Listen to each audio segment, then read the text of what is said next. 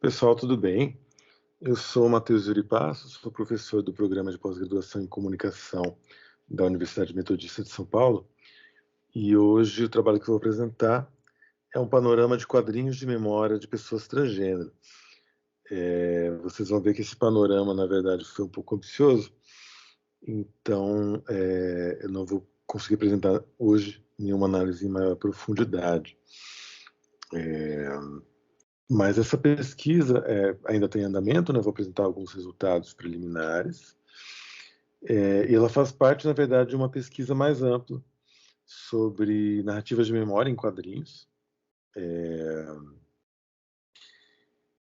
E durante a pesquisa eu acabei me deparando com um quadrinho da Diana Salu, né, uma quadrinista transgênero brasileira, chamado Então Você Quer Escrever Personagens Trans?, em que ela comenta sobre as más representações de pessoas trans na ficção, principalmente por uma insistência, por exemplo, em representar as situações de vulnerabilidade, violência, prostituição, etc. Ou vitimização de algum modo. E ela comenta justamente das várias possibilidades narrativas, né, que se tem a partir das experiências reais de pessoas trans, mesmo que essas situações de marginalização façam parte do cotidiano de várias pessoas. Mas que, obviamente, a experiência, né, as vivências de pessoas trans não se limitam a essas situações. E como eu acabei me deparando com vários quadrinhos de memória, né, autobiográficos de pessoas transgênero, resolvi investigar como que essas pessoas trans organizam narrativamente suas experiências pessoais nesses quadrinhos de não ficção. Na verdade, o que eu vou acabar apresentando mais aqui hoje, até por questão de tempo, é uma breve identificação dos temas-chave, né, em quadrinhos autobiográficos de pessoas trans, mas também devo seguir em artigos mais específicos, né, sobre obras individuais ou comparação entre 2 ou 3 obras, trabalhar, por exemplo, mais a caracterização dos elementos visuais, das narrativas, né, seja dos estilos de gráficos mesmo, de diagramação, a forma como autores, autoras, né, se representam, as estratégias narrativas, distinções e semelhanças, né, na construção estética do cotidiano nas diferentes obras analisadas. Para o escopo aqui do recorte, eu estou trabalhando apenas com trabalhos long form, com publicação impressa, né, que inclui publicação independente, porque tem bastante quadrinho online de pessoas trans que têm algum caráter autobiográfico, mas que não se desenvolvem como narrativa de forma mais ampla, né? Trabalham com formatos mais curtos, né, mais pontuais, e é bastante coisa, né? Vocês vão ver que mesmo aqui eu já vou ter bastante material, mas eu estaria aqui na casa de meia centena ou até mais. Apenas obras autobiográficas e apenas obras em que haja identificação autoral como pessoa transgênero. Por quê? Tem alguns trabalhos, por exemplo, Laerte Visão, da Laerte, e The Fire Goes Never Out, de Andy Stevenson. São pessoas que só passaram a se identificar com pessoas trans depois de publicar essas obras, pelo menos publicamente.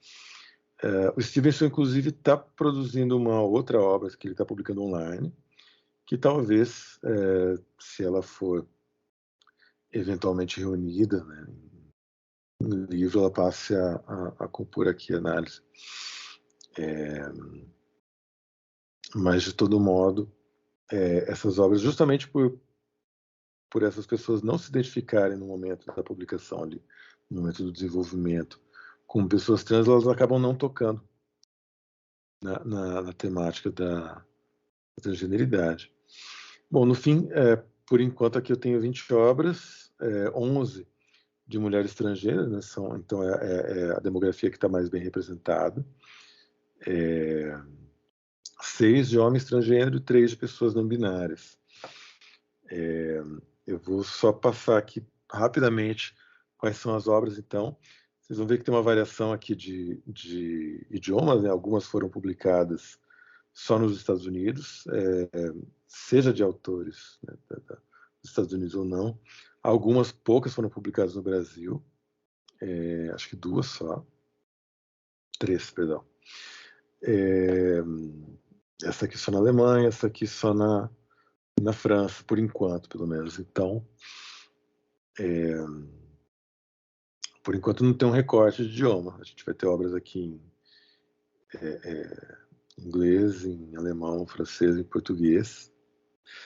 Obviamente, com a limitação daquilo que eu tenho acesso. Então, The Bride Was a Boy, da Chi. Essas aqui são todas de mulheres trans. Yuna's Reise zum Ich, seria a viagem de Yuna rumo ao seu eu, né? Da Yuna Hirasawa.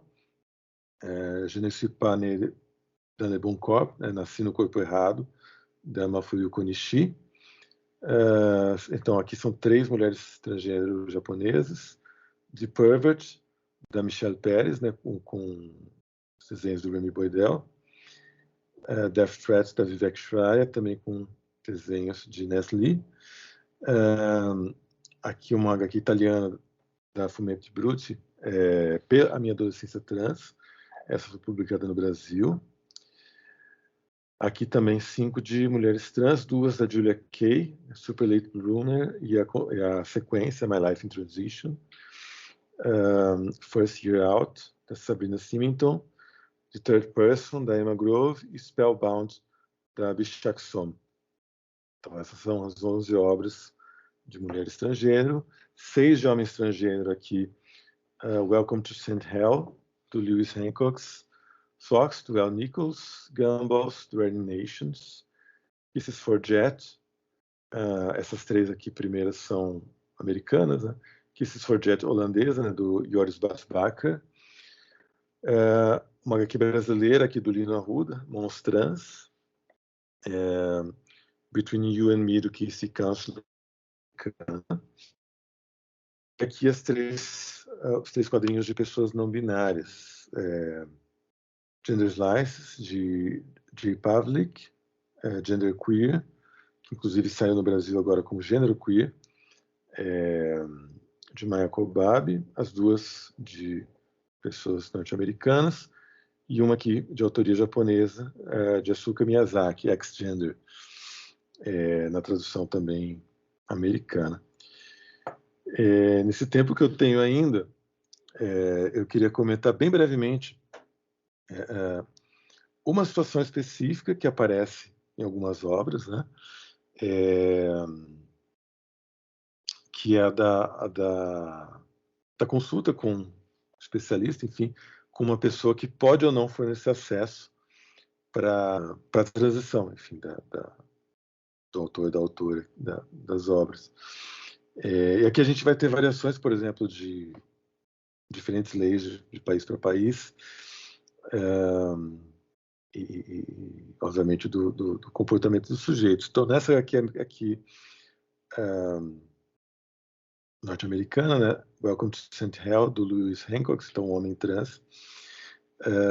A gente tem uma situação aqui de uma consulta com seria o equivalente a um assistente social, que se coloca mais como um obstáculo para o início da transição, né? Colocando, por exemplo, como o serviço público seria ineficiente, né, e com uma longa lista de espera, e o serviço privado muito caro. Alguém que se coloca, então, com muita má vontade como um obstáculo mesmo, né, para esse início da transição do protagonista. E aqui a gente tem uma figura que se coloca realmente, né, é representada de uma forma muito, muito hostil, né, sempre mal-humorado. Aqui a gente tem, nesse terceiro quadrinho dessa página, por exemplo, ele como essa figura que cresce para cima do protagonista, né, não só com uma diferença de altura biológica, mas realmente essa diferença assim, da opressão. Enquanto no quadrinho do Bakker, a gente tem o contrário, assim, um sujeito que aqui já é um psicólogo e que se coloca de uma forma muito aberta, né? Eu não coloquei aqui a cena completa, né, que se desenvolve ao longo de várias páginas, mas ele se coloca meio que como uma fada madrinha, que vai abrir o caminho realmente, né, para a transição e destacando muito, por exemplo, a voz ativa do protagonista, né, do Jet, como alguém que pode escolher que procedimentos vai seguir, se quer fazer terapia hormonal ou não. Então, uma caracterização muito distinta, né? Essas são cenas, né, são partes dessas narrativas, mas a gente tem também aqui o quadrinho da Emma Grove, né, de Third Person, que na verdade são quase 900 páginas que se passam num consultório de um psicólogo, que nesse caso ela é uma mulher transgênero e o psicólogo é um homem trans, que tem algumas questões ali de conduta, né, problemas assim de ética, mas que se coloca, digamos assim, como em oposição ao início da terapia hormonal, que é o que ela desejava, porque ele começa a suspeitar que ela tenha transtorno de personalidade dissociativa, né, ou múltipla personalidade. Inclusive, acho que de todas essas obras aqui é a que eu achei mais interessante. Todas são, mas talvez justamente pela extensão, aqui são 900 páginas, praticamente como se fosse uma peça de teatro aqui com esses dois personagens. Sempre no mesmo espaço, é muito, bom, enfim, muito interessante. Deixa eu caminhar aqui para as conclusões. Considerações não finais, mas preliminares, né? Algo que é interessante é que esse conjunto de narrativas, né, 20 obras, não se restringe a narrar uma jornada de transição, que a gente poderia pensar episódios iniciais de disforia de gênero até uma conclusão da transição social, que pode incluir ou não procedimentos cirúrgicos, terapia hormonal, etc. Apenas 2 obras, né, que são justamente essas feitas em colaboração, né, com que as mulheres transgêneras escrevem e tem uma outra pessoa, geralmente transgênero também, desenhando. Só essas 2 obras focam em aspectos marginalizadores, né, como violência física, ameaça de morte, né, no caso de death threat, né, ou prostituição. E a gente tem uma série de outras temáticas que obviamente fazem parte dessas vivências também, que vão ser abordadas em outras obras. 13 delas trabalham com relacionamentos amorosos, por exemplo, situações relacionadas ao mundo do trabalho. Em 11 vão tratar de hormonoterapia, então a gente vai ter quase metade aí que não. Só 4 que focam na cirurgia de redesignação sexual. É até interessante que dessas 3 são obras japonesas ali, de mulheres transgênero, até por questões legais, né, que obrigam, né, pessoas transgênero a fazer a cirurgia para serem reconhecidas legalmente, né, pelo seu gênero. Questões de religiosidade, etc. Né? Então, a gente tem um conjunto muito vasto de narrativas que vão tratar de forma bastante plural das individualidades dessas vivências e também das distinções culturais legais ali dos países e grupos sociais de cada uma. E esse conjunto de obras chama a atenção não só pelo seu conteúdo, né, que narra processo de autodescoberta, transição social, mas também estético, né, ao articular as suas próprias estratégias narrativas e mobilizações de elementos visuais ali muito particulares para simbolizar questões de autopercepção, autorrepresentação e sua própria visão em torno das identidades de gênero. Concluo por aqui, porque foi questões de tempo, mas vamos conversar depois. Obrigado.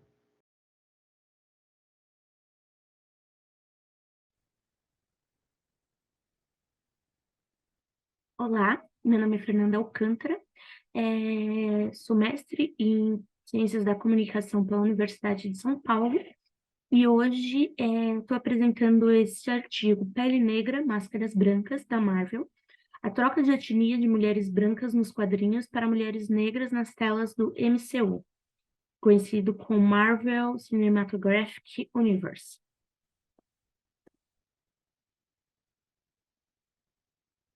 Bom, o objetivo desse artigo é analisar a representatividade feminina e negra nas adaptações de histórias em quadrinhos em longas-metragens do live action do universo Marvel, tendo como ponto de partida troca de raça de 3 personagens brancas nos quadrinhos para atrizes que as interpretaram negras.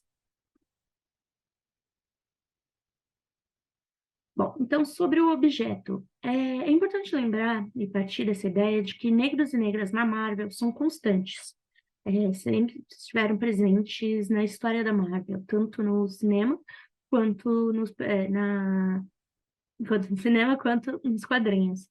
Porém, o que eu quero aqui nesse artigo é entender o movimento étnico dessas personagens, qual o papel delas nessa troca de etnia, o que muda, de fato, sobre conceitos, sobre personalidade dessas personagens.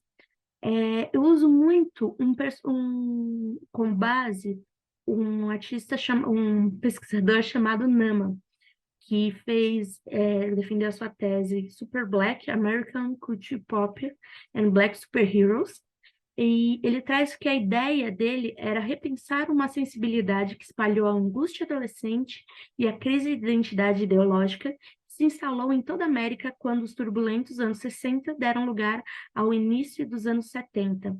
Então ele vai realmente analisar esses personagens negros e super-heróis negros dentro desse contexto. O que eu tento no artigo é trazer uma comparação da nossa época e por que existe esse movimento na Marvel de enegrecer algumas personagens. É importante também, esse também é do Nama, que ele faz análises de personagens nesse papel desse personagem. Por isso que é rico para nós, porque aí eu vou conseguir... os personagens negros, eles têm uma outra intenção, vamos dizer assim, dentro desse universo. Porém, eu vou trabalhar mais com a questão da representatividade, se a representatividade vai mudar isso ou não. Como exemplo, ele pega, por exemplo, o Sam, do Capitão América, e hoje ele está com o manto do Capitão América no universo cinematográfico, a partir da série Falcão Negro e Soldado Invernal. E aí ele fala assim, com Sam e outros personagens negros questionando a dinâmica de poder de relacionamento com seu amigo super-herói branco. Os quadrinhos não evitaram criar um super-herói negro. Pelo contrário, o personagem era autorreflexivo e super-herói ambicioso, que conscientemente rejeitou ser um ajudante para um branco protagonista e constantemente se esforçou para afirmar a sua igualdade. Isso também pode ser visto na série, mas, como eu disse, eu uso apenas para partir esses exemplos para pesquisar sobre como que são as mulheres, né? Essa personagem, por exemplo, que está em outra é a Misty, e do personagem Luke Cage. Então, eu vou também falar um pouco sobre a representatividade feminina, e como que essa representatividade feminina ela vai estar presente ou não nessa troca de etnia. É importante, por exemplo, pensar, e aí eu uso a Bell Hooks como o principal expoente para tentar entender isso, as representações de corpos femininos negras na contemporaneidade popular, cultura raramente subverte ou critica imagens de sexualidade feminina negra, que faziam parte do aparato cultural do racismo do século XIX, e ainda moldar percepções hoje.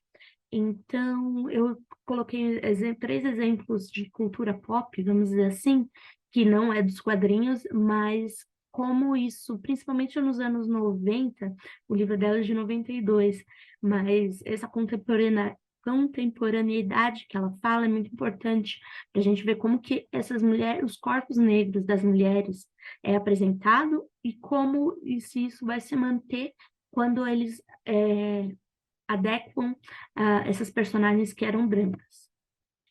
Então, vamos partir para um exemplo também. Eu parti para um exemplo que não é uma das personagens que eu estudo, mas que é a personagem da Tilda, a Tilda, esqueci o sobrenome, que faz o Mago Supremo de Doutor Estranho. A transformação dos personagens de branco a preto, comumente feito de forma reversa, conceito conhecido como whitewashing, mostra uma tentativa deliberada de ignorar a questão racial, e ao fazê-la, acaba chamando a atenção para essa questão. Esse daí é um corte meu, do artigo, mas é mais ou menos para ilustrar que o whitewashing ele é muito comum, e essa personagem da Tilda foi muito criticada por isso. Eita. Ah, não. Desculpa. Fico colocando efeitinhos e esqueço que eles existem. Então, a primeira personagem que eu coloco é a MJ, que, que tecnicamente, no universo do Homem-Aranha Homecoming, seria o terceiro Homem-Aranha, vamos dizer assim, do universo cinematográfico da Marvel, é interpretada pela Zendaya. Aqui eu tenho 3 fotos para ilustrar. O primeiro Homem-Aranha, a Mary Jane, é feita pela uma atriz branca que tingiu o cabelo de ruivo para a personagem. E aqui temos também a personagem nos quadrinhos e uma hipersexualização da Mary Jane em um outro quadrinho de Homem-Aranha. E essa foi a transformação que mais foi criticada no meio nerd. E aí o artigo, eu não comentei isso, mas esse artigo ele parte de uma reflexão que eu quero levar para o doutorado, então por isso é importante a reflexão. Parte de um princípio que uma outra linha de raciocínio que é os haters, né? E os boomers.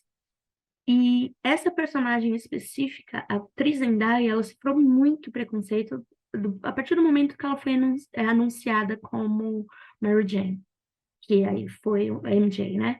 Então, aqui a Zendaya é bem pequenininha, porque ela era uma atriz da cultura pop do Disney, do canal da Disney.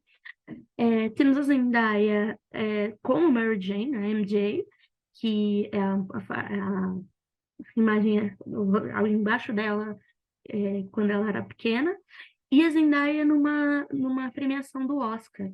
E essa foto também não é à toa que eu escolho, porque eu lembro que nesse caso, por usar dread, que é uma cultura de identidade negra, eu lembro que houve uma apresentadora que falou que sentiu o cheiro da marihuana, né? Que é da maconha, por causa do dread. E isso deu uma super polêmica, virou um caos, né, na cultura pop por causa desse comentário racista. Então, essa é a personagem que eu uso. E aí temos a Lily Osborne, que é do público pré-adolescente de Homem-Aranha, e a descrição dela é assim, visual, no próprio site da Marvel, né? Visual de uma Marilyn Monroe, adolescente, mas faz o tipo loura burra. Liz é linda, mas não é muito inteligente. No Homem-Aranha Homecoming, a Liz é interpretada pela... Eu esqueci o nome da atriz também, desculpa, gente, na próxima eu vou anotar. As imagens, e aí eu coloco uma reflexão da própria Bell Hooks, né? Que as imagens da mulher negra que são vistas como positivas, usualmente são aquelas que retratam a mulher negra como sofredoras, religiosas, figuras maternais, cujo mais amável característica é seu auto-sacrifício e autonegação por aqueles que ela ama.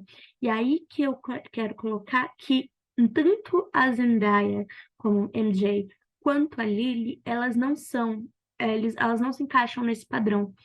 não só isso, a Lily Osborne, eu falo Lily Osborne porque ela, no futuro do Homem-Aranha, ela casa com o arqui-inimigo do Homem-Aranha, o Osborne. E aí, ela, nesse daqui, não, ela é boa, ela é inteligentíssima, ela fazia parte do clube do Peter, de debate, ela é super desenvolta e ela não usa roupas extremamente curtas ou apenas se aproveita da beleza dela, o que quebra toda a personagem anterior. Por fim, eu coloquei a Valkyria, que é uma personagem do exército do Thor, e que é interpretada pela Tessa Thompson. E também sofreu críticas, e nesse caso tem uma crítica até bom, de bastidores, porque no filme era para ela ser bissexual e foi cortada a cena. Então, além de tudo, existem questões que atravessam não só a questão da identidade de mulher negra, mas todo um processo de desmistificação, sabe? Que a gente precisa pensar quando a gente está falando desse levante positivo, vamos dizer assim, da Marvel. Aqui, essa Thompson, ela estava numa outra franquia, vamos dizer assim, da cultura pop, que é Westworld, que ela também interpreta uma mulher forte, destemida, e que não cai nesses padrões que existiam sobre a representação da mulher negra. E para isso, eu coloco a Bell Hooks novamente para entender a questão de como essa representatividade ela está ligada a essas discussões, né? Mães e pais negros reclamam constantemente que a televisão reduz a autoconfiança e a autoestima de meninas negras. Mesmo nos anúncios comerciais da televisão, as crianças negras femininas raramente são visíveis, muito devido ao sexismo, racismo americano, que tenta ver o homem negro como representativo de toda a raça negra. E aí, assim, a questão, a hipótese, vamos dizer assim, que eu mais quero levantar, e é essa que eu quero trazer para o meu doutorado, é a troca dessas personagens promove a diversidade, a representatividade e a atualização dos personagens, ou são indiferentes caso elas não tenham uma consciência racial? E aí, assim, você resolve a representatividade apenas com essa troca, ou você tem um trabalho todo para se pensar isso? Eu gosto desse dado, por exemplo, que por quase uma década a diversidade no cinema, e esse não estou falando do universo Marvel, mas do cinema como um todo, a diversidade no cinema permaneceu praticamente inalterada.